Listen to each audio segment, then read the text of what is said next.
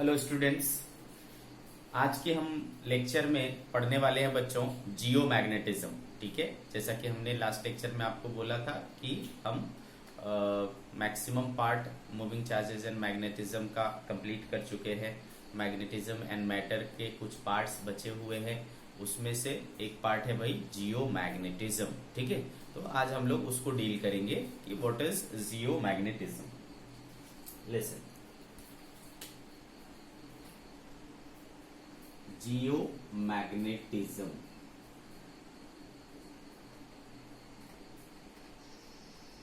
ठीक, geo magnetism. अब कभी आपके दिमाग में ये आया जब मैंने आपको ये बोला कि एक जो बार मैग्नेट है, अगर उसको आप फ्रीली सस्पेंड करो, है ना, ये अगर मान लो बार मैग्नेट है, इसको एक धागे से बांध करके ऐसा लटका दिया, फ्रीली सस्पेंड कर दिया, ठीक है, तो वो हमेशा क्या होता है, नॉर्थ साउथ डायरेक्शन में आकर के रुक जाता है। हमेशा वो अर्थ के नॉर्थ साउथ डायरेक्शन को शो करता है। ऐसा क्यों है?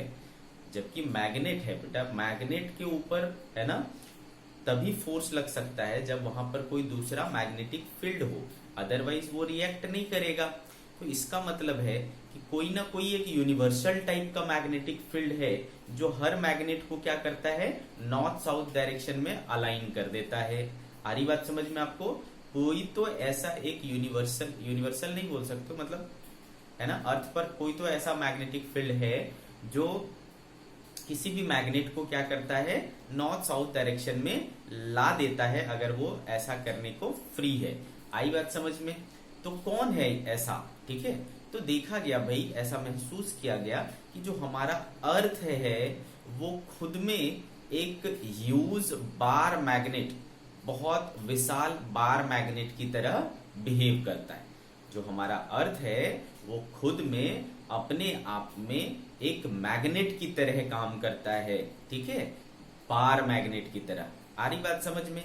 तो जैसे कि आपको पता है कि ये हमारा अर्थ है सपोज, ठीक है बच्चों, अगर ये हमारा अर्थ है सपोज, ठीक है, तो ये इसका क्या है बच्चा, नॉर्थ पोल, और ये क्या है, साउथ पोल। तो ये क्या है, geographical north and geographical south है ना, क्या है ये, geographical north and geographical south. इसको मैं यहां लिख देता हूं, जियोग्राफिकल नॉर्थ, और ये क्या है बेटा, geographical south. Understood? Geographical north and geographical south, ये है। तो हमारा, हमने जो ये कंसीडर किया कि हमारा ये जो है वो किसके तरह बिहेव करता है, बार मैग्नेट की तरह बिहेव करता है। तो और अगर बार मैग्नेट है तो उसके पास दो पोल्स होंगे, नॉर्थ पोल और साउथ पोल। तो मैग्नेट के पोल्स किधर होते हैं? ठीक है बच्चों, तो मैग्नेट जो हमारा अर्थ है वो, उसको हम लोग कुछ इस तरीके से कंसीडर करते हैं कि ये हमारा इस तरीके का कुछ बार मैग्नेट है।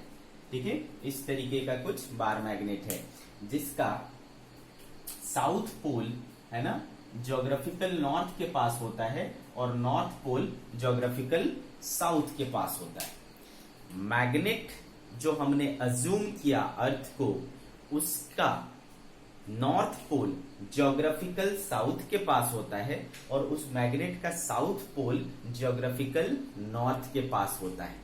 इसीलिए जब हम किसी मैग्नेट को लटकाएंगे, ठीक है, तो साउथ वाला किसको अट्रैक्ट करेगा, नॉर्थ को, तो नॉर्थ इधर आ जाएगा, तो आपको क्या दिखाएगा, नॉर्थ दिखाएगा। ठीक है, नॉर्थ वाला किसको अट्रैक्ट करेगा, ठीक है, नॉर्थ वाला किसको अट्रैक्ट करेगा, साउथ पोल को, तो साउथ वाला किसको दिखा देगा, आपको ज्योग्राफिकल साउथ को दिखा देगा। आई क्या बात समझ में? तो हम कहते हैं कि हमारा जो अर्थ है, हमारी जो पृथ्वी है, वो एक ह्यूज बार मैग्नेट की तरह है जिसका ज्योग्राफिकल नॉर्थ, जिसका साउथ पोल ज्योग्राफिकल नॉर्थ की तरफ होता है और जिसका नॉर्थ पोल ज्योग्राफिकल साउथ की तरफ होता है। ठीक है बच्चों, तो जो अर्थ के मैग्नेटिज्म है वो एक कोई छोटी मोटी चीज नहीं है, बल्कि बहुत विशाल चीज है। ठीक है, तो इसके लिए हमने क्या किया, फिजिक्स में एक अलग से ब्रांच डिवाइड कर दी है।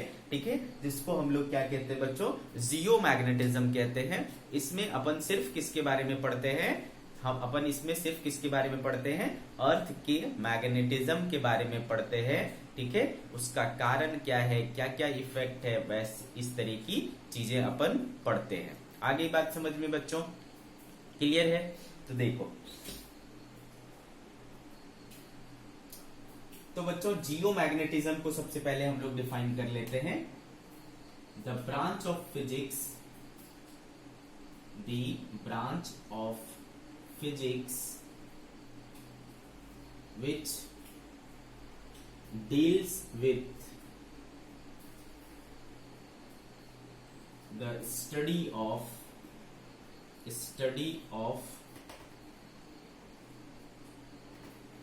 Earth's magnetism, जियो का मतलब ही क्या होता है बेटा, जियो का मतलब होता है अर्थ, है ना, और मैग्नेटिज्म, ठीक है। तो अर्थ का magnetism, study of earth's magnetism is called geomagnetism. Okay बच्चों, क्या कहते हैं इसको, जियो मैग्नेटिज्म कहते हैं। Understood?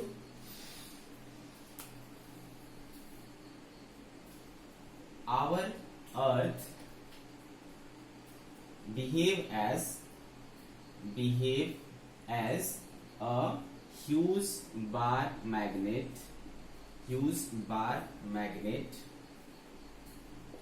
whose south pole lie in the geographical whose south pole lie in geographical north pole and whose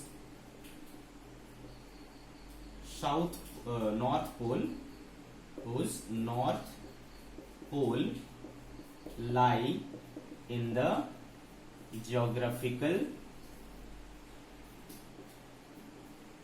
south pole, ठीक है। ये हो गई आपकी बात, आप इस फोटो को ड्रा कर लेंगे। आ रही बात समझ में बच्चों, ठीक है। This is the reason why a freely suspended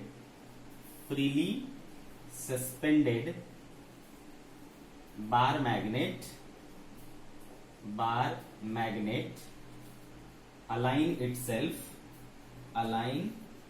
itself in geographical north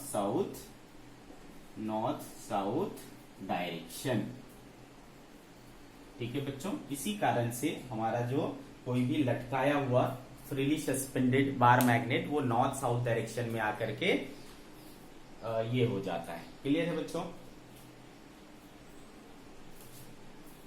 अब सवाल उठता है कि अर्थ में मैग्नेटिज्म आया कहां से, ठीक है।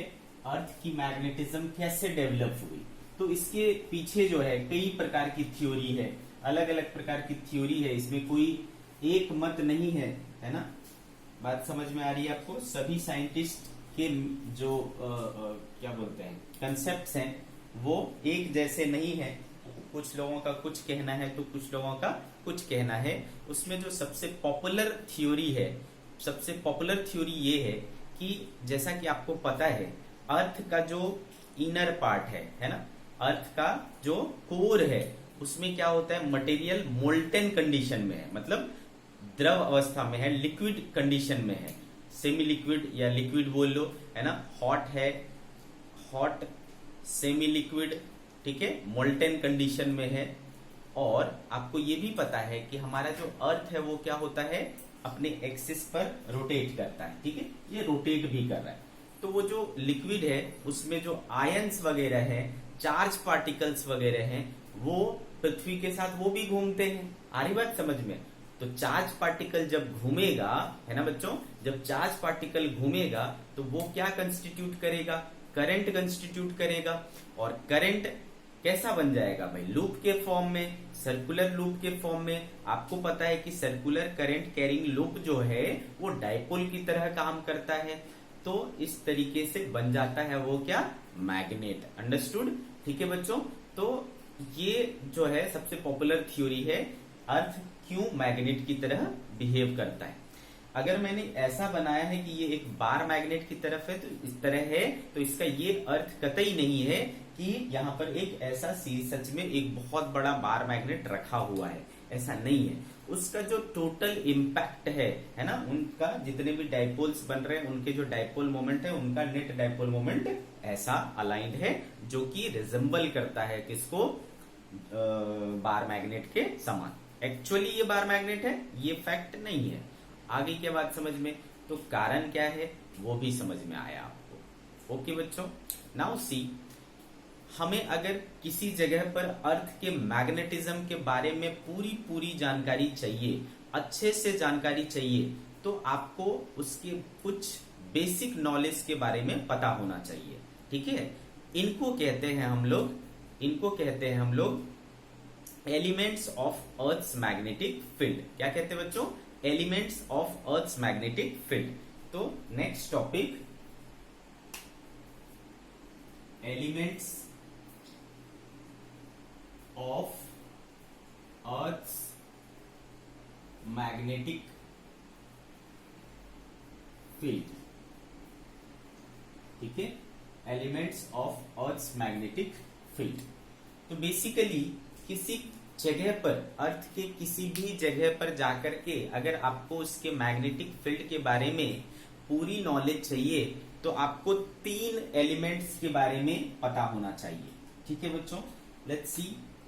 पहला है बेटा angle of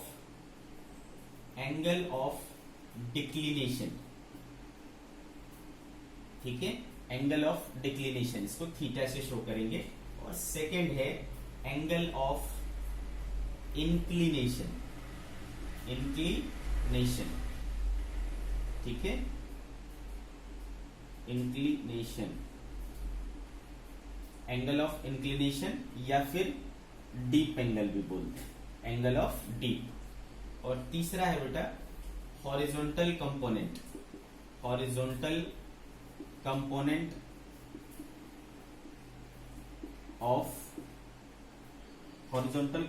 of earth's magnetic field. ठीक है, horizontal component of earth's magnetic field. आ रही बात समझ में आपको, क्लियर है? तो ये 3 इंपॉर्टेंट चीजें हैं। इस horizontal component of earth's magnetic field को अपन BH से शो करते हैं। इतनी चीजें अपने को पता होनी चाहिए, तब जाकर के हम किसी अर्थ के किसी पॉइंट पर उसके मैग्नेटिक फील्ड को पूरी जान पाएंगे। ठीक है, तो इनको कहते हैं elements of earth's magnetic field. Okay, ठीक है, तो चलो इसको अपन क्या करेंगे भाई, 1 बाय 1 इसको डिस्कस करेंगे। सबसे पहले ये समझो,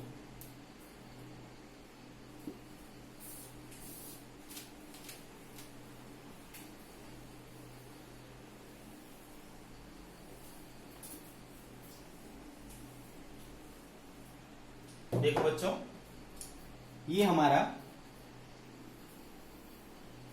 अर्थ हो गया। अगेन ये ज्योग्राफिकल नॉर्थ है और ये ज्योग्राफिकल साउथ है। अगर बच्चों हमने एक ऐसी इमेजिनरी लाइन ड्रॉ की जो ज्योग्राफिकल नॉर्थ और ज्योग्राफिकल साउथ को कनेक्ट करे, imaginary line connecting geographical north and south, अगर ऐसा कोई लाइन हमने ड्रॉ किया तो इसको कहते हैं बेटा ज्योग्राफिकल एक्सिस। क्या कहते हैं? Geographical axis. Okay, this is called geographical axis. आ रही बात समझ में बच्चों? क्या बोला मैंने ज्योग्राफिकल एक्सिस को? The line, the imaginary line joining the geographical north and south pole is called geographical axis. आ गई बात समझ में बेटा? तो यहां पर ये जो छोटे छोटे टर्म्स हैं उसको डिफाइन करते चलेंगे। Geographical axis, geographical axis. ठीक है बच्चों, क्या हो जाएगा geographical axis? The imaginary line, the imaginary line connecting connecting geographical north and south pole is called geographical axis,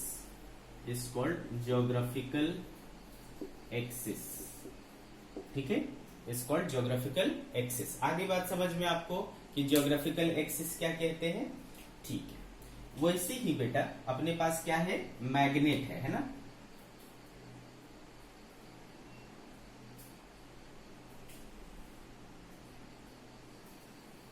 ठीक है। इस तरीके का क्या है हमारे पास, मैग्नेट है, जिसका साउथ पोल इधर है और नॉर्थ पोल इधर है, ठीक है।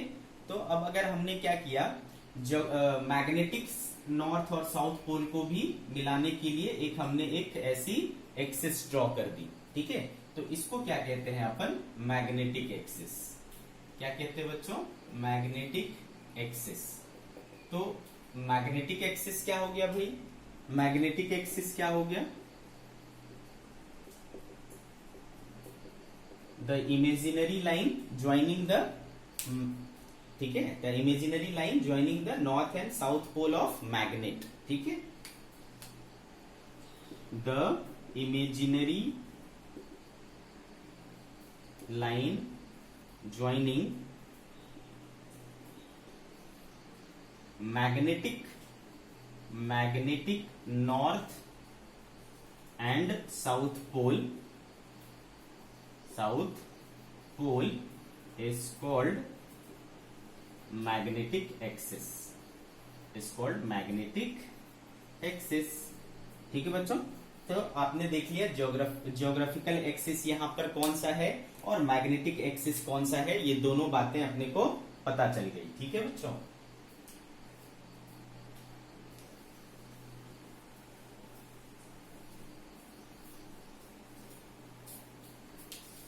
अब देखो, अगर अपन ने क्या किया, आपको समझ में आ गया जियोग्राफिकल एक्सिस क्या है। अब इस जियोग्राफिकल एक्सिस पर अगर हमने कोई ऐसा प्लेन डाल दिया, परपेंडिकुलर प्लेन, ठीक है, इस तरीके का एक प्लेन डाल दिया जो जियोग्राफिकल एक्सिस से पास होता है, ठीक है, तो इसको कहते हैं बेटा हम लोग जियोग्राफिकल मेरिडियन। क्या कहते हैं, जियोग्राफिकल मेरिडियन, तो क्या हो गया भाई, geographical meridian, the perpendicular plane passing through, ठीक है, the perpendicular plane passing through geographical axis is called geographical meridian, ठीक है। The perpendicular plane passing through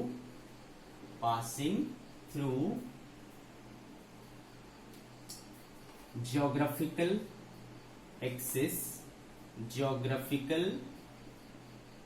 axis is called geographical meridian,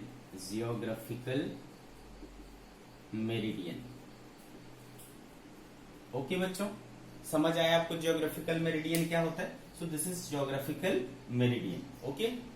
now see, दूसरा जो है वो है बेटा मैग्नेटिक मेरिडियन,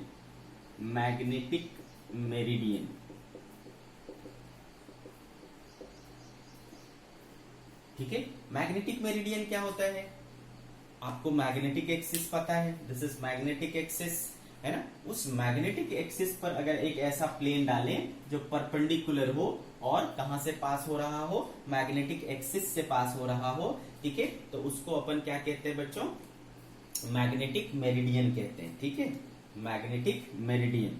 तो ये हो गया the perpendicular plane passing through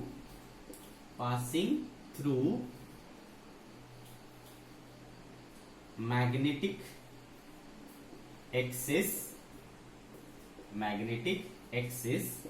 is called magnetic meridian, आई बात समझ में आपको। इसको अपन क्या कहते हैं बच्चों, मैग्नेटिक मेरिडियन कहते हैं। तो ये चीज आपको समझ में आ गया कि ये एक प्लेन ऐसा डालेंगे है ना, उसको ज्योग्राफिकल मेरिडियन बोल देंगे, और एक प्लेन ऐसा डालेंगे और उसको अपन क्या करेंगे, मैग्नेटिक मेरिडियन बोलेंगे। ठीक है बच्चों, तो अपने पास दो प्लेन है, एक मैग्नेटिक मेरिडियन और एक ज्योग्राफिकल मेरिडियन। तो आपको क्या दिख रहा है बेटा कि ज्योग्राफिकल मेरिडियन और मैग्नेटिक मेरिडियन, ठीक है, आपको ये दिखेगा कि ज्योग्राफिकल मेरिडियन, ये ज्योग्राफिकल मेरिडियन और ये मैग्नेटिक मेरिडियन, ये दोनों जो है ना कोइंसाइड नहीं करता, बल्कि दोनों के बीच में क्या बनता है, कुछ एंगल बनता है। ठीक है, there is a small angle between this. ठीक है, सपोज थीटा, सपोज थीटा। ठीक है बच्चों, ये जो एंगल है ना, इसको कहते हैं अपन एंगल ऑफ डिक्लिनेशन। क्या कहते हैं, एंगल ऑफ डिक्लिनेशन। आई बात समझ में? ये आपका first element of earth's magnetic field है। ये एक एलिमेंट है अर्थ्स मैग्नेटिक फील्ड का, जिसको क्या कहते हैं अपन, एंगल ऑफ डिक्लिनेशन। तो क्या समझा भाई, एंगल ऑफ डिक्लिनेशन को अपन कैसे डिफाइन कर सकते हैं, एंगल ऑफ डिक्लिनेशन को कैसे डिफाइन कर सकते हैं, द एंगल मेड बिटवीन, है ना, द एंगल मेड बिटवीन किसके किसके बेटा, geographical meridian and magnetic meridian, ठीक है, is known as angle of declination. आ गई बात समझ में बच्चों? तो चलो एंगल ऑफ डिक्लिनेशन को अपन डिफाइन कर लेते हैं।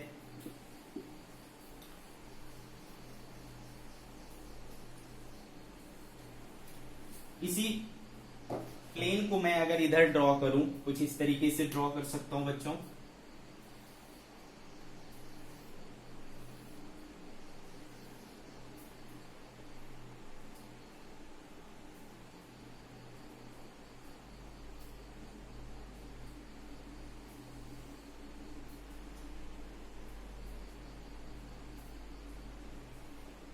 ठीक है, इस तरीके से, है ना, ऐसे दो प्लेन्स हमने बना लिए। ठीक है, सपोज ये क्या है बेटा, this is magnetic meridian. Plane है ना भाई, कौन सा क्या होता है, प्लेन होता है ना, मेरिडियन क्या होता है, प्लेन होता है। तो ये है मैग्नेटिक मेरिडियन और ये है ज्योग्राफिक मेरिडियन, ज्योग्राफिकल मेरिडियन। ठीक है, तो दोनों के बीच में आपको क्या दिख रहा है, एक एंगल बनता हुआ दिख रहा है, दिस इज थीटा। ठीक है, दोनों के बीच में एक एंगल बनता हुआ दिख रहा है, वो है थीटा। आ रही बात समझ में? क्लियर है बच्चों? तो ज्योग्राफिकल मेरिडियन और मैग्नेटिक मेरिडियन के बीच में जो थोड़ा बहुत एंगल बनेगा, उसी को अपन कहते हैं angle of declination. This is angle of declination. ठीक है बच्चों, आ रही बात समझ में आपको? चल तो आगे बढ़ते हैं, इसको डिफाइन कर लेते हैं।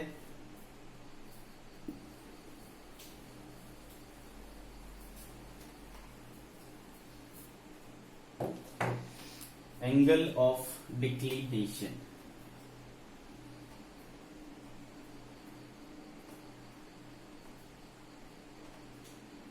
क्या हो जाएगा बेटा, the angle between, the angle between geographic meridian and magnetic meridian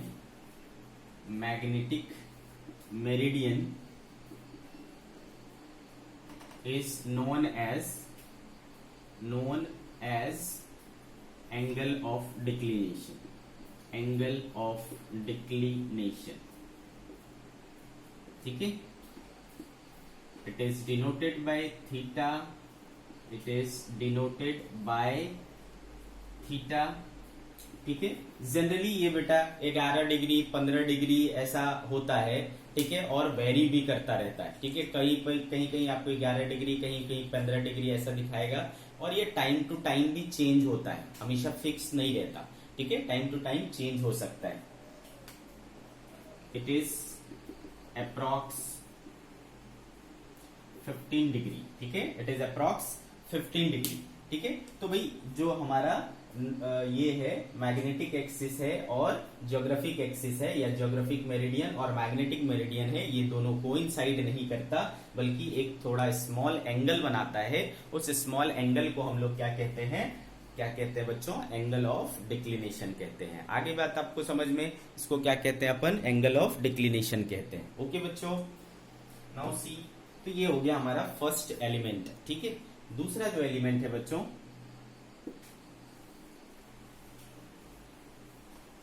second element क्या था, एंगल ऑफ इंक्लिनेशन, ठीक है। सेकेंड एलिमेंट क्या था, एंगल ऑफ इंक्लिनेशन, उसको समझते हैं। एंगल ऑफ इंक्लिनेशन, इसको दूसरा नाम क्या जानते हैं बेटा, angle of dip, angle of dip, दोनों नाम से जानते हैं, एंगल ऑफ इंक्लिनेशन या एंगल ऑफ डिप। तो जैसा कि आपको पता है बच्चों, ये जो है ये क्या है, इक्वेटर है, दिस इज इक्वेटर, है ना। अर्थ का ये क्या है बच्चों, इक्वेटर है। आ रही बात समझ में। जब आप इक्वेटर पे जाओगे बेटा, है ना, जब आप इक्वेटर पे रहोगे, ठीक है, जब आप इक्वेटर पे रहोगे और इसको आप लटकाओगे ना, ठीक है, तो जो आपका मैग्नेट है वो पूरी तरीके से हॉरिजॉन्टल रहेगा।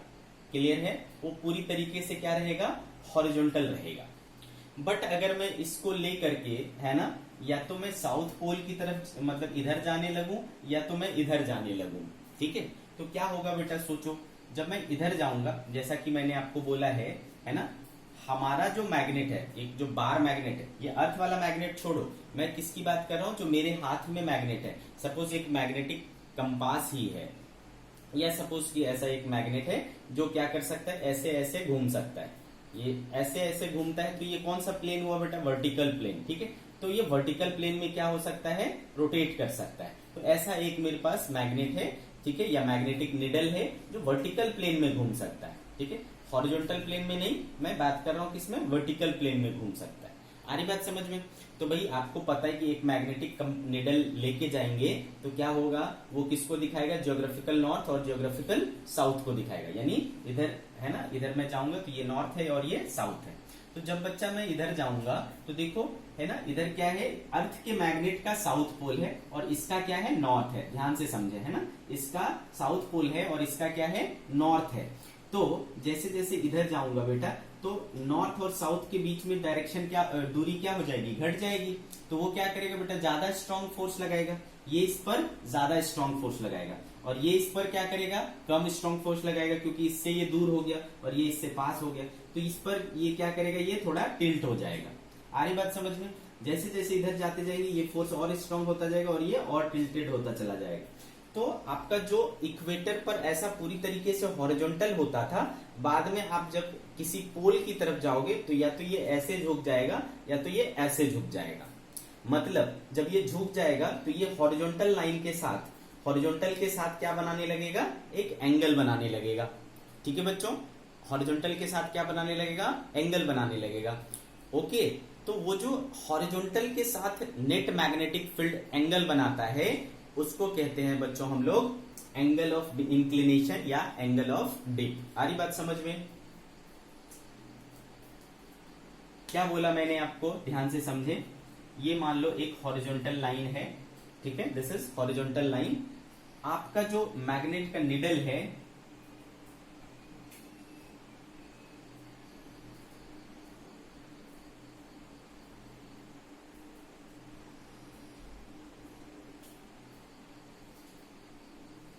सपोज ऐसा हो जाता है, ठीक है, ये हॉरिजॉन्टल लाइन और ये वर्टिकल लाइन। ठीक है बच्चा, आपका जब निडल कुछ इस तरीके से टिल्टेड होता है, जब आप इक्वेटर पर रहेंगे तो ये निडल कैसा रहेगा, पूरी तरीके से इस तरह से। लेकिन जब आप किसी पोल की तरफ जाएंगे तो या तो ये ऐसे या तो फिर ये ऐसे झुक जाएगा। आ रही बात समझ में। तो ये हमेशा झुकता क्यों है बेटा, किस डायरेक्शन में झुकता है, नेट मैग्नेटिक फील्ड के डायरेक्शन में। किस डायरेक्शन में झुकता है, नेट मैग्नेटिक फील्ड के डायरेक्शन में। ठीक है, तो आप देखोगे कि ये वर्टिकल हॉरिजॉन्टल के साथ है ना, हॉरिजॉन्टल लाइन के साथ एक एंगल बना रहा है। सपोज ये एंगल क्या है, हमने बोला डेल, क्या बोला, डेल। तो ये जो एंगल है ना बेटा, कि जो कि magnetic net magnetic field horizontal के साथ बनाता है, उसको कहते हैं बेटा हम लोग एंगल ऑफ डिप या एंगल ऑफ इंक्लिनेशन। ठीक है, this is called angle of dip. आ गई बात समझ में? क्या बोला मैंने बेटा? जब एक मैग्नेटिक निडल जो कि वर्टिकल सर्कल में घूमने को, रोटेट करने को इंडिपेंडेंट हो, उसको लेकर के अगर आप है ना किसी पोल की तरफ मूव करना चालू करोगे तो उसमें वो क्या हो जाता है, हॉरिजॉन्टल डायरेक्शन के साथ एक है ना एंगल बनाता है। वो एंगल है एंगल ऑफ डिप या एंगल ऑफ इंक्लिनेशन। आगे बात समझ में आपको? When a magnetic needle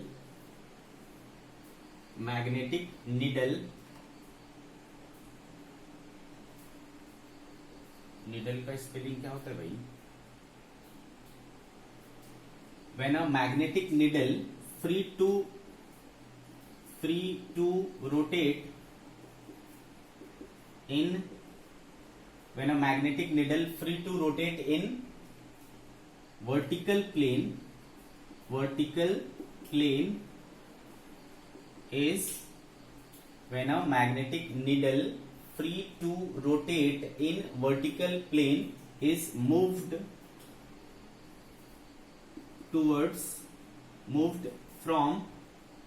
from equator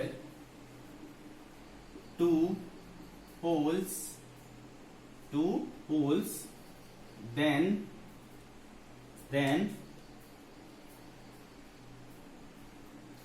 angle made by the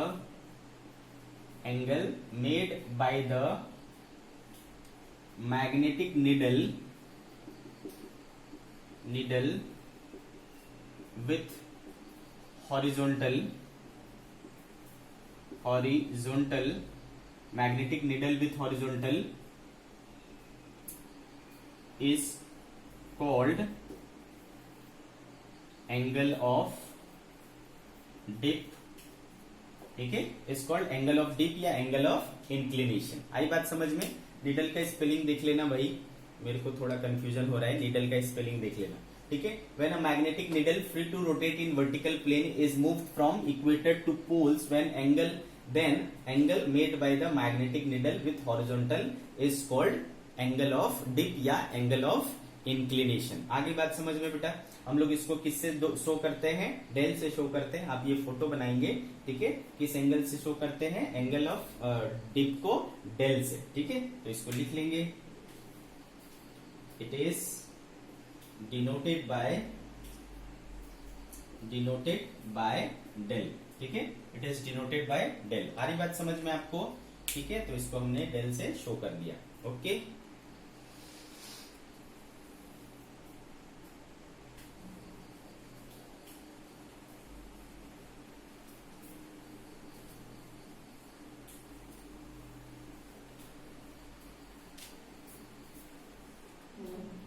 अब एक बात और याद रखना बच्चों, ठीक है, मैं नोट करके लिखा दे रहा हूं आपको।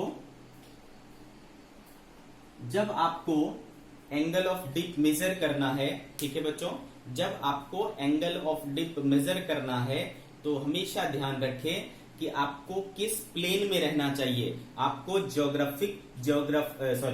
मैग्नेटिक मेरिडियन में ही रहना चाहिए। मतलब किस प्लेन में होना चाहिए? इस प्लेन में। मैग्नेटिक मेरिडियन जो है उसी प्लेन में रहना चाहिए। ठीक है, आप इसके अलावा किसी प्लेन में रहेंगे तो आपको सही एंगल ऑफ डिप नहीं मिलेगा। क्या बोल रहा हूं मैं? आपको अगर एंगल ऑफ डिप मेजर करना है तो where you should put your vertically rotating needle in the magnetic meridian. ठीक है, कहां रखना चाहिए आपको? मैग्नेटिक मेरिडियन में रखना चाहिए। इधर उधर किसी और प्लेन में रखेंगे तब जो आपको एंगल ऑफ डिप मिलेगा वो डिफरेंट होगा, वो रियल एंगल ऑफ डिप नहीं होगा। ठीक है, वो जो एंगल ऑफ डिप होगा उसको अपेरेंट एंगल ऑफ डिप होगा, उसके बारे में हम लोग अलग से चर्चा करेंगे। आ रही बात समझ में? ठीक है, तो for true angle of dip आपको कहाँ रहना चाहिए, आपको कहाँ रहना चाहिए, आपको रहना चाहिए मैग्नेटिक मेरिडियन में। क्लियर है बच्चों, कहाँ रहना चाहिए, मैग्नेटिक मेरिडियन में। तो नोट करके मैं लिख दे रहा हूं, when measuring angle of dip, angle of dip। अच्छा, एक और चीज याद रखना बच्चों, जो एंगल ऑफ डिप मापने के लिए है ना, एंगल ऑफ डिप को मेजर करने के लिए एक इंस्ट्रूमेंट होता है, उसको हम लोग कहते हैं बच्चों डीप सर्कल। क्या कहते हैं, डीप सर्कल कहते हैं। तो वो जो डीप सर्कल है उसका प्लेन हमेशा कहां होना चाहिए, उसका जो प्लेन है वो हमेशा मैग्नेटिक मेरिडियन में होना चाहिए, तभी आपको सही सही वो मिलेगा। ठीक है, तो when measuring angle of dip circle plane should be in magnetic meridian. ठीक है, मैग्नेटिक मेरिडियन। आ रही बात समझ में आपको, कहा होना चाहिए, मैग्नेटिक मेरिडियन में होना चाहिए। ठीक है, when measuring angle of dip circle plane should be in magnetic meridian. इधर उधर रखेंगे तो आपका क्या हो जाएगा, गड़बड़ हो जाएगा। क्लियर है बच्चों, आ रही बात समझ में आपको। तो बेसिकली देखो क्या क्या हो रहा है भाई। ठीक है, बेसिकली क्या क्या हो रहा है, अभी जो मैंने फिगर ड्रॉ किया था उसको मैं फिर से ड्रॉ कर रहा हूं।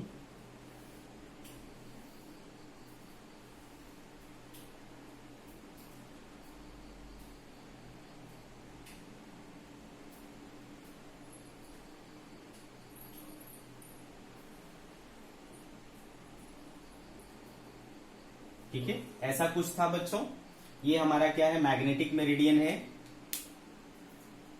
ये आपका मैग्नेटिक मेरिडियन था, मैग्नेटिक मेरिडियन। ठीक है, ये सपोज क्या था, जियोग्राफिक मेरिडियन।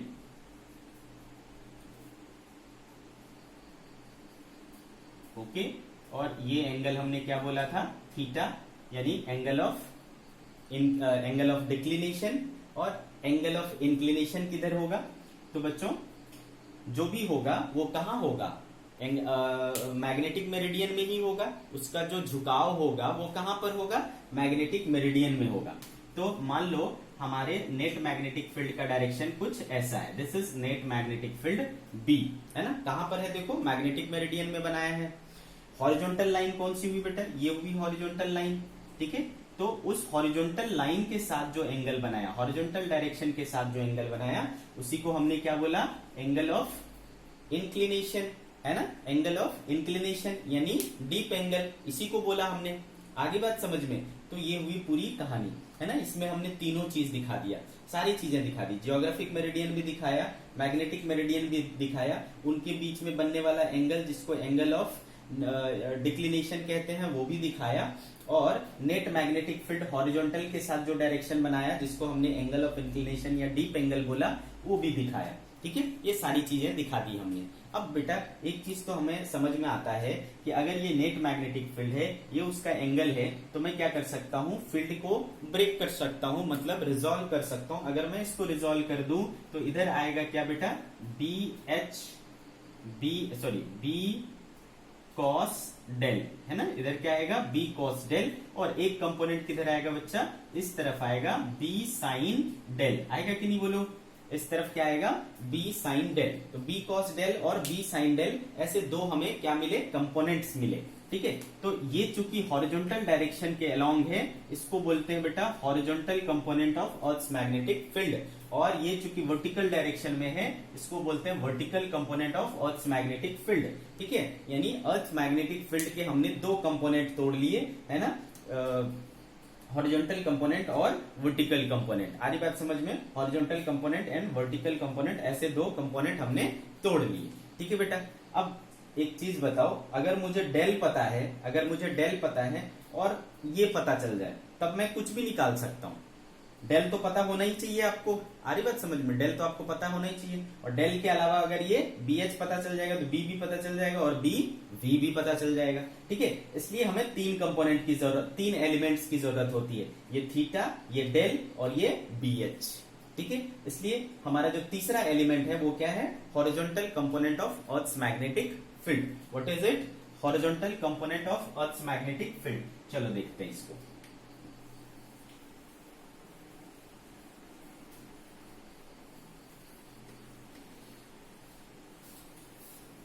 हॉरिजॉन्टल कंपोनेंट, ये तीसरा एलिमेंट हो जाएगा बच्चों। What is third element, horizontal component of earth's magnetic field. Horizontal component of earth's magnetic field. Okay बच्चों, अर्थ्स मैग्नेटिक फील्ड के हॉरिजॉन्टल कंपोनेंट तो क्या हो जाएंगे बच्चों, कैसे हम डिफाइन करेंगे इसको, दी horizontal component of net magnetic field, net magnetic field of earth at any point, at any place is called horizontal component of, is called horizontal component of Earth's magnetic field, Earth's magnetic field at that place, at that place. Understood, इसको कहते हैं हम लोग earth's magnetic field का horizontal component. इसको काहे से show करेंगे बच्चों, it is denoted by B H. ठीक है, काहे से शो करते हैं बेटा, बी एच। तो बी एच बराबर क्या हो गया, देखो बी कॉस डेल। ठीक है, what is B H, B cos del. ठीक है, और what is vertical component, B V, कितना है बेटा, बी साइन डेल। ठीक है, what is B V, B sine del, जहां पर बी क्या है बेटा, net magnetic field, net magnetic field, किसका नेट मैग्नेटिक फील्ड, अर्थ का net magnetic field of earth. ठीक है बच्चों, और डेल क्या है, angle of dip, angle of dip. ठीक है, एंगल ऑफ डिप, ये बात आपको समझ में आ गया। अगर बच्चों मैंने इन दोनों को डिवाइड कर दिया, या है ना, इन दोनों को अगर मैं डिवाइड कर दूं, क्या मिलेगा मुझे,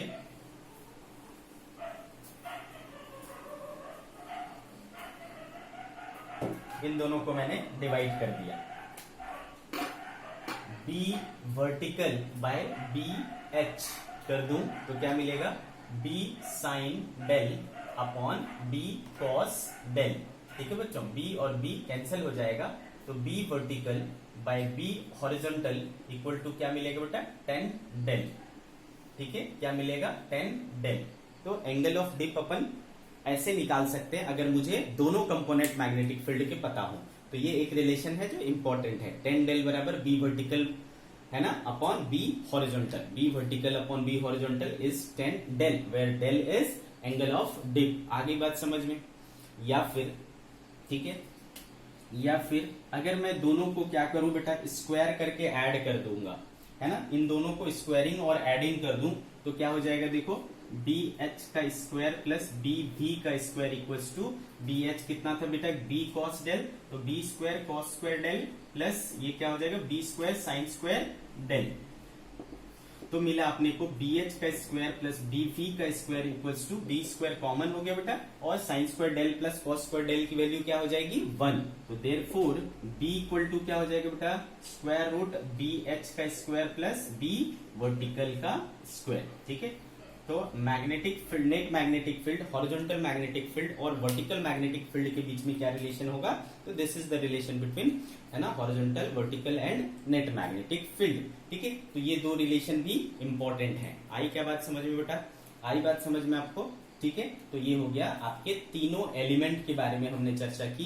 किसके किसके बारे में, है ना, angle of declination, angle of inclination यानी एंगल ऑफ डिप और हॉरिजॉन्टल कंपोनेंट। आर की बात समझ में, ये सारी चीजें हमने डिस्कस कर ली।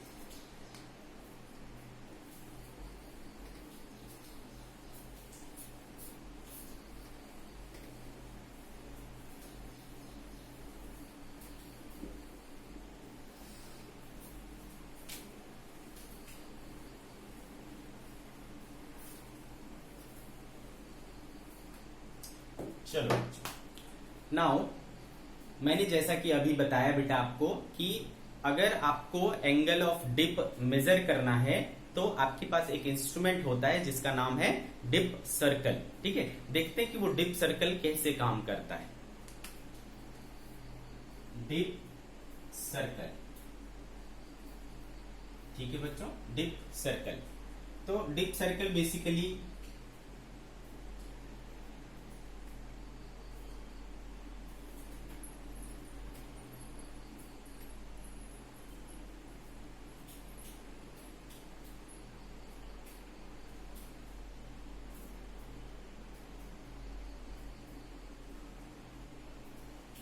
ठीक है, मान एक निडल होता है बेटा इस तरीके से, जो वर्टिकल सर्कल में घूमने के लिए फ्री होता है। ठीक है, ओके, तो इस तरीके से इसको पाइवोट कर देते हैं और यहां पर अपन क्या कर देते हैं, एक एंगल लगा देते हैं। ठीक है, क्या करेंगे, एक सर्कुलर स्केल लगा देंगे।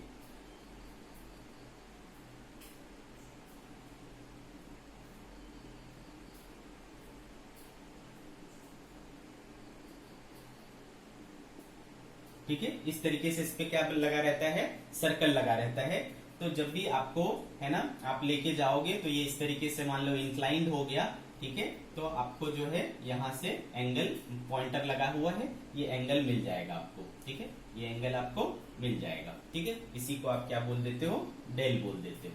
सो this is deep circle. What is deep circle? इसमें क्या होता है, एक मैग्नेटिक निडल होता है जो कि वर्टिकल सर्कल में रोटेट होने को फ्री होता है, वर्टिकल सर्कल में वो घूम सकता है। और उसके एंगल को मेजर करने के लिए हमने एक सर्कुलर स्केल यूज किया है। सर्कुलर स्केल पर आपको वो एंगल दिख जाएगा। ठीक है, 0 से 90 डिग्री के बीच में वो एंगल होंगे, वो एंगल आपको मिल जाएगा। आ गई बात समझ में बेटा? सो दिस इज डीप सर्कल। मैंने अभी एक इंपॉर्टेंट बात बताई थी कि आपको अगर सही एंगल ऑफ डिप मेजर करना है तो आपको क्या होना चाहिए, आपको होना चाहिए मैग्नेटिक मेरिडियन में। अगर आप मैग्नेटिक मेरिडियन से हटके किसी प्लेन में चले जाओगे तो आपको जो एंगल ऑफ डिप मिलेगा वो रियल एंगल ऑफ डिप नहीं मिलेगा, आपको अपेरेंट एंगल ऑफ डिप मिलेगा। ठीक है, तो हमको देखना है अपेरेंट एंगल ऑफ डिप। यहां से जो मिलेगा वो ट्रू एंगल ऑफ डिप है। अपेरेंट एंगल ऑफ डिप क्या? अच्छा, उसके पहले एक और चीज मैं बात कर लूं, क्योंकि अभी आपने देखा बेटा, क्योंकि बी एच इक्वल्स टू क्या देखा, बी कॉस डेल। ठीक है, क्या देखा आपने, B H equals to B cos del, ऐसा देखा। और बी वर्टिकल इक्वल्स टू क्या देखा, बी वर्टिकल इक्वल्स टू देखा बी साइन डेल, है ना, ऐसा देखा बेटा। ठीक है, तो एट इक्वेटर जब हम चेक करेंगे, ठीक है, एट इक्वेटर तो ये पूरी तरीके से हॉरिजॉन्टल होता है। जब ये पूरी तरीके से हॉरिजॉन्टल होगा तो बेटा डेल क्या हो गया, 0, है ना, एंगल ही कुछ नहीं बनाया। तो याद रखना है कि at equator angle of dip कितना होता है बेटा, 0 होता है। At equator angle of dip क्या होता है, 0। अगर यहाँ पर ये 0 है तो BH कितना हो जाएगा बेटा, तो BH equals to B cos 0। Cos 0 क्या होता है, 1। तो इस समय हॉरिजॉन्टल कंपोनेंट किसके बराबर हो जाएगा, नेट मैग्नेटिक फील्ड के बराबर हो जाएगा। समझ आ रहा है आपको? तो पूरा का पूरा फील्ड उस समय क्या रहता है, हॉरिजॉन्टल रहता है। कहां पर, इक्वेटर पर। उस जगह पर बी वर्टिकल क्या रहेगा, तो देखो बी वर्टिकल डेल 0 में तो साइन 0 क्या हो जाएगा, 0। वहां पर कोई भी वर्टिकल कंपोनेंट नहीं रहता। कहां की बात कर रहा हूं बेटा मैं, एट इक्वेटर की बात कर रहा हूं। आगे बात समझ में आपको, एट पोल्स, पोल पर जाएंगे, है ना, एट पोल जाएंगे तो फिर क्या होगा, तो बेटा पोल पे जब जाओगे ना तो डेल हो जाता है 90 डिग्री। क्या हो जाता है? 90 डिग्री। ये जो निडल है ना पूरी तरीके से ऐसा वर्टिकल हो जाएगा। पोल पर चले जाओगे तो डेल 90 डिग्री हो जाता है। तो सोचो BH वहां पर क्या होगा? cos 90 क्या हो जाता है? 0। तो हॉरिजॉन्टल कंपोनेंट वहां पर क्या हो जाता है? 0। कहां पर बेटा? पोल पर। ठीक है, तो वर्टिकल कंपोनेंट क्या हो जाएगा भाई? वर्टिकल कंपोनेंट हो जाएगा sin 91 हो जाता है। तो पूरा का पूरा जो फील्ड है वो क्या हो गया? वर्टिकल हो गया। ठीक है, तो एट पोल जो है कंप्लीट मैग्नेटिक फील्ड जो है वो वर्टिकल हो जाता है। ओनली वर्टिकल मैग्नेटिक फील्ड होता है, वहां हॉरिजॉन्टल नहीं होता। इक्वेटर पर हॉरिजॉन्टल होता है, वर्टिकल नहीं होता। ठीक है, तो ये रिजल्ट भी आप याद रखें। ओके बच्चों, ये रिजल्ट भी आपको याद रहना चाहिए। आ रही बात समझ में? मिटा डालू मैं?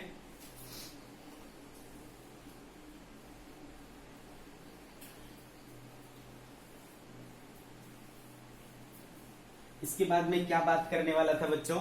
मैं ये बात करने वाला था कि एपेरेंट डीप एंगल क्या होता है। एपेरेंट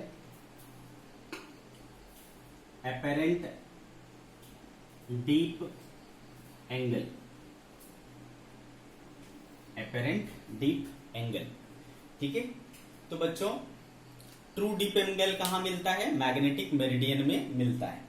अगर इसके अलावा किसी दूसरे प्लेन में जो कि कुछ एंगल बना रहा हो, ठीक है, जो कि कुछ एंगल बना रहा हो किसके साथ? मैग्नेटिक मेरिडियन के साथ, तो अपने को मिलता है apparent dip angle.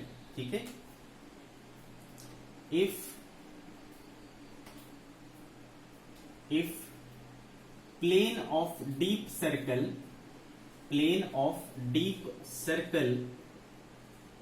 is making some angle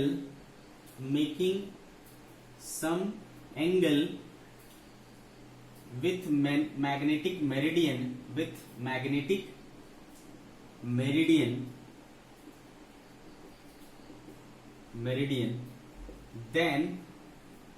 then angle of dip obtained in this plane is called apparent deep angle। apparent deep angle आई बात समझ में? इसको अपन क्या कहते हैं? apparent deep angle कहते हैं। आ रही बात समझ में आपको? इसको मान लो अपन ने क्या शो किया? डेल डैश से। Let it be del dash. ठीक है, एपेरेंट को हमने क्या दे शो कर दिया? डेल डैश से शो कर दिया। चलेगा बच्चों? अब हमें ये देखना है कि क्या कोई रिलेशन है एपेरेंट डीप एंगल और ट्रू डीप एंगल में, रियल डीप एंगल और इस डीप एंगल में यानी एपेरेंट डीप एंगल में क्या कोई रिलेशन है? चलो देखते हैं।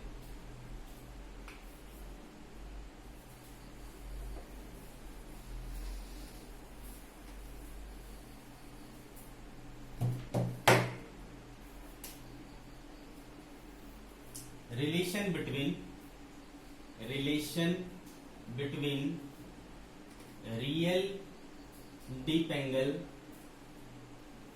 डीप एंगल को किससे दिखाते हैं बेटा? डेल से। एंड एपेरेंट डीप एंगल किससे शो करेंगे? डेल डैश से। ठीक है, क्या इनके बीच में कोई रिलेशन है? चलो देखते हैं। तो जैसा कि मैंने बोला बेटा, अपने पास क्या होना चाहिए? एक मैग्नेटिक मेरिडियन होना चाहिए। तो चलो हमने एक मैग्नेटिक मेरिडियन बना लिया। This is magnetic meridian. अपने को क्या करना है? इसके हटके किसी प्लेन में जाना है। तो सपोज मैं एक प्लेन बनाता हूं भाई,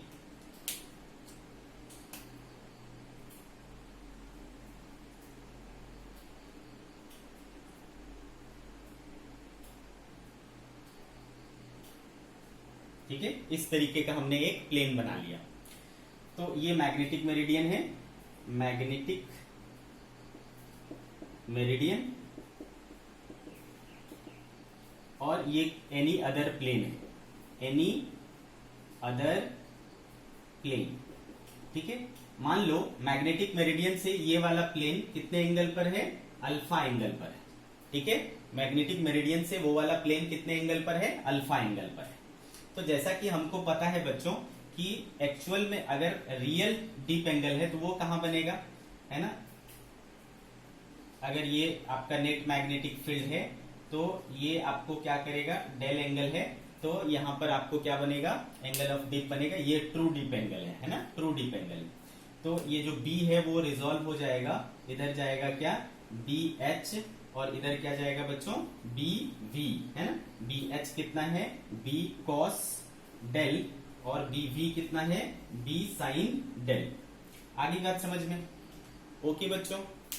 अब देखो, ठीक है, अब देखो कि ये जो एंगल है अल्फा, ठीक है, ये जो एंगल है अल्फा, इस पर बी एच का कंपोनेंट क्या आएगा, ये इसके साथ कुछ कंपोनेंट बना रहा है, इसके साथ एक एंगल बना रहा है ना अल्फा, तो बी एच का कंपोनेंट अगर मैं इधर ले लूं तो क्या करेगा वो, क्या करेगा वो बेटा, वो बना देगा बी एच कॉस अल्फा। क्या बना लेगा बेटा, बी एच कॉस अल्फा हो जाएगा कि नहीं।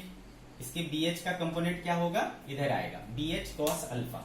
अच्छा बताओ, चाहे मैं इस प्लेन में जाऊं चाहे मैं इस प्लेन में जाऊं, पॉइंट तो एक ही है ना, पॉइंट तो सेम ही है, पॉइंट सेम ही है, तो वर्टिकल, वर्टिकल में कोई चेंज आया क्या, is there any change in vertical component, नहीं, वर्टिकल कंपोनेंट में तो कोई चेंज ही नहीं आया। हॉरिजॉन्टल का डायरेक्शन चेंज हुआ है, हमको एक्चुअल में इधर मिलता है और निकालना किधर है, इधर है। आ रही बात समझ में, कोई दिक्कत, तो वर्टिकल में कोई चेंज नहीं होगा, वर्टिकल अभी भी क्या है, सेम है, क्योंकि हम सेम जगह पर हैं, जगह सेम है, बस डायरेक्शन चेंज हुआ। आ रही बात समझ में, ठीक है। तो बी वर्टिकल में कोई चेंज नहीं हुआ, इसमें चेंज हुआ, है ना। इस प्लेन में जो मुझे बी एच मिल रहा है वो एक्चुअल में क्या मिल रहा है, बी एच कॉस अल्फा मिल रहा है, नॉट बी एच मिल रहा है, ठीक है। यहां पर बी एच मिल रहा है क्या, नहीं, बी एच कॉस अल्फा मिल रहा है, ठीक है। तो भाई चूंकि अभी आपने सीखा था सिंस टेन डेल बराबर क्या होता है बेटा, टेन डेल बराबर होता है B V by B H, होता है ना। टेन डेल बराबर क्या होता है, B V upon B H. आगे बात समझ में, तो ये हुआ ओरिजिनल कंडीशन में, ओरिजिनल कंडीशन में क्या हो जाएगा, टेन डेल बराबर tan B V by B H, ठीक है। दूसरे प्लेन में जाएंगे तो टेन क्या मिलेगा, डेल डैश मिलेगा, अदर प्लेन में, दूसरे प्लेन में टेन डेल डैश मिलेगा।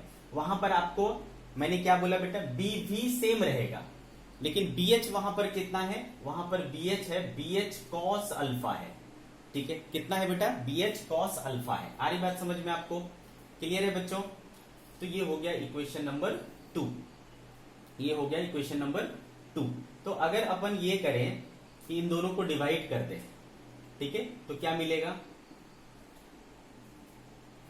क्या मिलेगा बेटा, tan del dash by tan del equals to B V by B H cos alpha upon B V by B H. तो देखो ये B V by B H क्या हो रहा है, कैंसिल हो जा रहा है, देयरफॉर टेन डेल डैश बराबर क्या बच रहा है, ये टेन डेल उधर चला जाएगा बेटा, और नीचे आ जाएगा क्या, कॉस ऑफ अल्फा, ठीक है बच्चों। तो ये जो है ना बेटा रिलेशन है एपेरेंट डीप एंगल और ट्रू डीप एंगल में। एपेरेंट डीप एंगल और ट्रू डीप एंगल में क्या रिलेशन है, tan del dash equals to होता है tan del upon cos alpha, tan del upon cos alpha. आगे के बात आपको समझ में, टेन डेल डैश बराबर, तो आपको क्वेश्चन में दिया रहेगा कि एक प्लेन है जो मैग्नेटिक मेरिडियन के साथ इतना एंगल बना रहा है, तो वो आपका हो जाएगा अल्फा, ठीक है। आपको दे दिया रहेगा कि ट्रू डीप एंगल इतना है, तो उसको ले लोगे डेल, और पूछेगा कि एपेरेंट डीप एंगल निकालो, तो निकाल लोगे। या फिर ऐसा बोलेगा कि एक अदर प्लेन है जिसका एंगल मेरिडियन के साथ कितना है, अल्फा है, और वहां पर एंगल ऑफ डिप मिल रहा है इतना, तो वो हो जाएगा एपेरेंट डिप। तो बताओ कि ट्रू डिप क्या होगा, तो यानी डेल निकालना है। तो इस तरीके के कई सारे प्रॉब्लम्स इस पर है ना बनाए जा सकते हैं। आगे बात समझ में आपको क्लियर है। तो ये हो गई बेटा कहानी इसकी।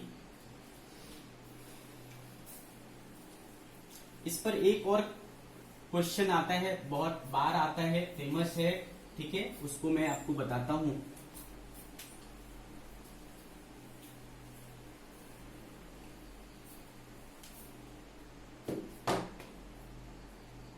मान लो बच्चों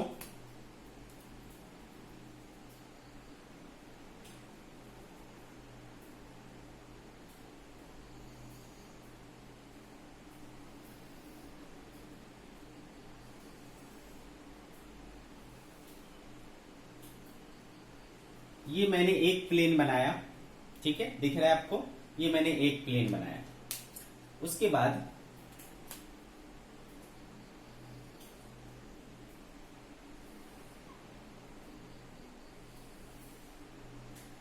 ये मैंने दूसरी प्लेन बनाई। ये दोनों प्लेन जो है एक दूसरे के साथ 90 डिग्री बना रहा है, ठीक है। तो हमने बेसिकली क्या बनाया, दो परपेंडिकुलर प्लेन बनाया। आ रही बात समझ में? टू परपेंडिकुलर प्लेन्स या two planes perpendicular to each other, ऐसा बनाया हमने। और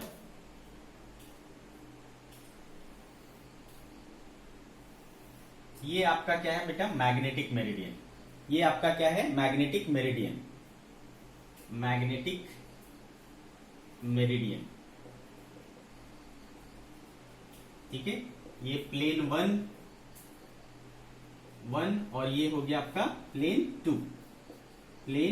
टू।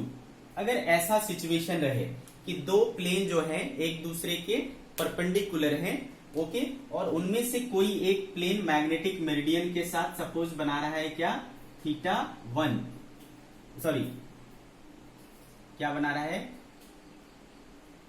या फिर रहने दो, हाँ मान लो कि कोई एक प्लेन क्या बना रहा है, अल्फा बना रहा है, ठीक है बेटा। कोई एक प्लेन क्या बना रहा है, अल्फा, तो दूसरा प्लेन ऑटोमेटिकली क्या बनाएगा बेटा, 90 माइनस अल्फा।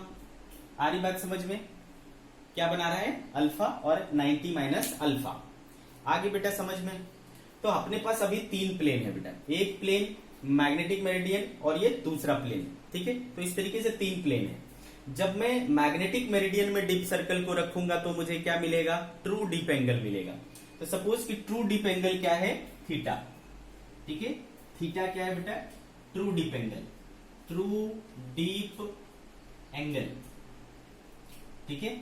फिर मैं जब डीप सर्कल को प्लेन वन में लेके गया तो वहां पर मुझे क्या मिलेगा, एपेरेंट डीप एंगल मिलेगा, है ना। अदर प्लेन में चला गया मैं, इस प्लेन में जाऊंगा, अदर प्लेन में चला गया, अदर प्लेन में जो मैग्नेटिक डीप एंगल मिलेगा वो क्या मिलेगा, एपेरेंट मिलेगा, ठीक है। तो वहां पर जो डीप एंगल है सपोज उसको क्या बोला, θ1, तो एपेरेंट डीप एंगल क्या हो जाएगा बेटा, इन प्लेन वन। सिमिलरली अगर मैं इस प्लेन में आया यहां पर, तो ये भी मैग्नेटिक मेरिडियन से हटके प्लेन है, यहां पर भी क्या मिलेगा अपने को, कुछ और डीप एंगल मिलेगा, तो θ2 मान लिया, वहां पर कितना है, θ2, तो apparent dip angle in plane 2, ठीक है, ऐसा हो गया। तो आपसे पूछेगा कि इसके बीच में रिलेशन क्या है, relation between θ1, θ2 and theta. Question समझ में आया, θ1, θ2 और थीटा के बीच में रिलेशन क्या है। तो देखो क्या करना है आपको बच्चों, क्या करना है आपको, देखो। तो चूंकि आप जानते हो बेटा, सिंस tan डेल बराबर क्या होता है, tan डेल बराबर bv अपॉन bh होता है, ठीक है। क्या होता है, bv अपॉन bh होता है। तो इसको पलट दो बेटा, क्या हो जाएगा, cot डेल बराबर bh बाय bv हो जाएगा बेटा, bh बाय bv। अब देखो ओरिजिनल BH कहां है, ओरिजिनल BH है मैग्नेटिक मेरिडियन में, यहां पर है BH। इसका एक कंपोनेंट इधर जाएगा बेटा, क्या हो जाएगा, BH cos अल्फा, और उसका एक परपेंडिकुलर कंपोनेंट चला जाएगा इसमें, BH sin अल्फा हो जाएगा, क्या है ना, BH cos अल्फा और BH sin अल्फा, ऐसा हो जाएगा। आ रही बात समझ में? तो चलो, मैंने जैसा कि आपको बताया वर्टिकल एक ही पॉइंट है ना, तो वर्टिकल में कोई चेंज नहीं आएगा, सारे में वर्टिकल क्या रहेंगे, सेम ही रहेंगे। तो चलो सिचुएशन 1 में है ना, लगाते हैं इस चीज को। तो कॉट डेल यानी कॉट थीटा इक्वल्स टू क्या हो जाएगा बेटा, यहां पर BH क्या होगा, ओरिजिनल BH होगा, अपॉन यहां B वर्टिकल क्या होगा, ओरिजिनल B वर्टिकल होगा। इक्वेशन नंबर 1 हो गया। इस प्लेन में आओ, इस प्लेन में क्या हो जाएगा बेटा, एंगल ऑफ डिप क्या है, θ1, वहां पर BH कितना है, BH cos डेल है ना, बी एच कॉस डेल, और मैंने क्या बोला बेटा, बी वर्टिकल में नो चेंज होगा, बी वर्टिकल वही रहेगा। ये हो गया बेटा इक्वेशन नंबर 2। सिमिलरली ये दूसरे वाले प्लेन में जाएंगे तो क्या मिलेगा, कॉट थीटा 2, है ना, वहां पर बी एच कितना है, बी एच साइन डेल है, यानी बी एच साइन थीटा है, B H sine cos theta, और यहां क्या हो जाएगा बेटा, साइन थीटा, अपॉन क्या हो जाएगा, बी एच कॉस, कुछ गड़बड़ कर रहा हूं, हाँ ठीक है, B H sine theta upon B V हो जाएगा, इक्वेशन नंबर 3, है ना, ऐसा हो गया। आ रही बात समझ में, B H sine theta upon B V. अगर मैं इन दोनों इक्वेशन को स्क्वायरिंग और एडिंग कर दूं, ठीक है, सेकेंड और थर्ड को,